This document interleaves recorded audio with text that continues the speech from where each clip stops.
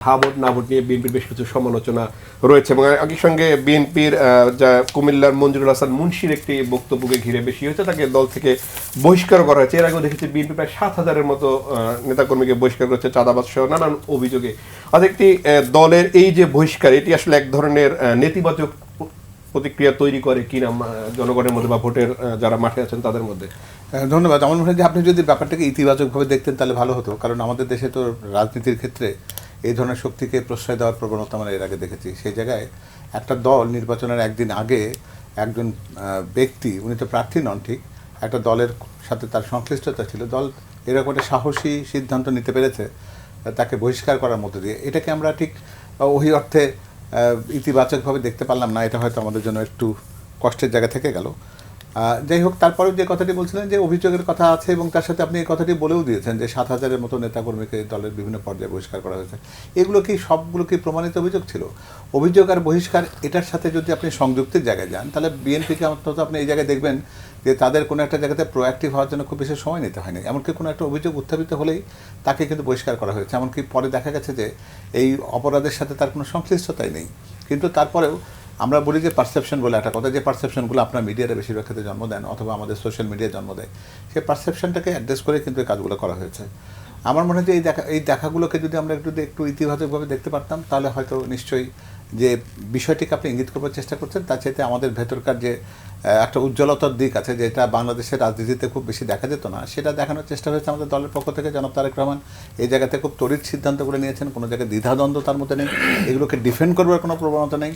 এমনকি এই জায়গাগুলোকে কোনো জায়গাতে ছাড় দেওয়া হবে না, সেই জায়গাতে তার অনমনীয় অবস্থান, যেটা তিনি তার সর্বশেষ নির্বাচনী ভাষণ যেটি দেশবাসীর উদ্দেশ্যে দিয়েছেন, সেখানে যে তিনি প্রত্যয়টি ব্যক্ত করেছেন, তার প্রত্যেকটি কর্মকাণ্ডের ভেতর দিয়ে সেটা প্রতিবাদ হয়েছে।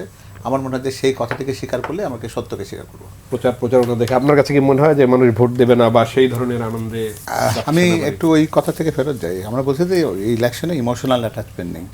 নির্বাচন কি ইমোশনের বিষয় নাকি? আমাকে এই জায়গাতে একটু যেতে চাই। দেশের একটা 17 বছর নির্বাচন বঞ্চিত একটা দেশ, যে দেশের কাঠামোগুলো সবগুলো নড়বড়ে হয়ে গেছে, ভেঙে গেছে বলছি আমরা, সেখানে ইমোশন দিয়ে নির্বাচন করব কি না, এটা একটা গুরুত্বপূর্ণ জিনিস। আর একটা জিনিস নাসিম আপা বলছিলেন যে বস্তিতে যারা আছে তারা ভোট দেবে না, ঢাকাতে আছে যারা তারা ভোট দেবে না, দেশে যাচ্ছে তারা বেড়াতে। আমার মনে হয় যে এই কথার ভেতর দিয়ে আমরা ভোটারদের যাওয়ার ইচ্ছেটাকে বোধহয় পরিপূর্ণ সম্মান করতে পেরেছি বলে আমার মনে হয় না। ড্রয়িং রুম আলোচনাতে আমরা অনেক সময় তাদেরকে খুব বেশি মর্যাদা বা সম্মানের জায়গায় নিতে পারি না, আনফর্চুনেটলি। কিন্তু জুলাই অভ্যুত্থানে কিন্তু এই মানুষগুলো, এই বস্তির মানুষগুলো কিন্তু রাস্তায় দাঁড়িয়েছিল। সে সময় কিন্তু তাদের উৎসবের আকাঙ্ক্ষা থেকে তারা যায়নি, সেখানে প্রাণ দেওয়ার ধারণার থেকে গেছিলো। ওই জায়গায় ইমোশন ছিল বলতে পারি আমরা, কিন্তু সেই ইমোশন কিন্তু আজকের এই প্র্যাকটিক্যালিটির সামনে আমাদেরকে দাঁড় করিয়ে দিয়েছে। সুতরাং কালিয়াকৈরে যখন 10 কিলোমিটার যানজট হয়, ট্রেনের ছাদে করে লোকে যখন বাড়ি যায়, তখন সেটাকে নিছক বাড়ি যাওয়া বলবো এটা বলবো না, কারণ বাড়ি যাওয়ার সময় কিন্তু মানুষ কিন্তু পরিবারকে নিয়ে যায়, আমরা জানি এটা। তো তারা সেরকম করে ঠিক বাড়িতে ফিরছেন কিনা। আর ঠিক এই ঢাকায় বসে থেকে কিন্তু পুরো বাংলাদেশের চিত্রটিকে ওইভাবে বোঝা যাবে না। গ্রামের প্রত্যেকটা জায়গাতে যারা 17টি বছর ধরে নির্বাচন দেখেননি, তারা নির্বাচনের এই পরিবেশটাকে কীভাবে দেখছেন, অন্তত আমার এই প্রত্যক্ষ করবার সুযোগ হয়েছে। রাত 12টাতেও বা রাত 2টোর সময় যখন কোনো জনসভাতে লক্ষ মানুষের সমাগম হয়, তখন তারা অনিচ্ছুক মানুষ, সেটা যদি বলি তাহলে তাদের সেই আগমনটাকে আমি খুব স্বাগত জানাচ্ছি, এটা বলতে পারবো না। তো সেই বিবেচনাতে আমাদের মনে দেখা দরকার তাদেরকে অতটা ঠিক, আমি তাচ্ছিল্য শব্দটি ব্যবহার করতে চাই না, বলতে চাই যে তাদের সেই মূল্যায়নের জায়গা থেকে যদি আমি যথার্থ হতে না পারি, তাহলে আমার মনে হয় যে এই নির্বাচনে যে প্রত্যেকটা মানুষের যে অংশগ্রহণের জায়গা রয়েছে, তাতে সেই ভোটার যারা 12 কোটির বেশি সংখ্যায়, যাদের গ্রামের মানুষই বেশি, এই সমস্ত বস্তিবাসী বা যাদেরকে আমরা হয়তো সেরকম করে মূল্যায়ন করি না, তাদের অংশগ্রহণটাই কিন্তু একটা সমাজ, একটা দেশ, একটা জাতি সব কিছুকে বদলে দেবে, একটা সরকারের একটা ভবিষ্যৎ সম্ভাবনার দ্বার খুলে দেবে।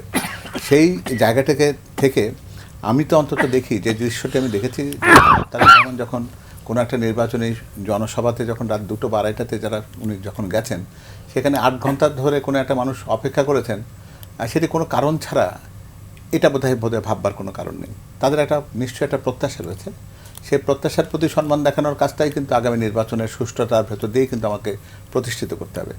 অনেকে এটাকে বলেন যে এটাকে আনন্দ বা উৎসব এটা দেখি কিনা। আমি মনে করি যে এটা আনন্দ উৎসবের চাইতে এটাকে বলা দরকার এটা একটা দায়িত্ববোধের নির্বাচন হচ্ছে। সেই দায়িত্ববোধটা দেখানো দরকার নির্বাচন কমিশনের পক্ষ থেকে, সরকারের পক্ষ থেকে, রাজনৈতিক দলগুলোর পক্ষ থেকে, ভোটার যারা আছেন তারা, এবং যারা আইন শৃঙ্খলা রক্ষা করবেন তাদের মিডিয়ার পক্ষ থেকে সবার পক্ষ থেকে একটা দায়িত্বশীল নির্বাচন উপহার দেওয়ার দরকার আছে।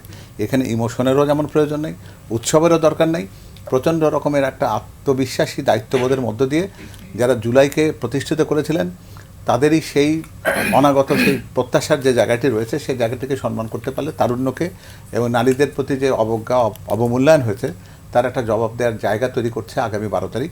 আমার মনে হয় যে মানুষ সেটি কাজ করবে, এখানে উৎসব বা ইমোশন খুঁজবার দরকার নেই। আমার পুরো দেশের বাংলাদেশের মানুষ তাদের মনোভাব প্রকাশ করবার যে সুযোগটি পাচ্ছে সেটিকে আমরা অন্তত সম্মান করার চেষ্টা করি।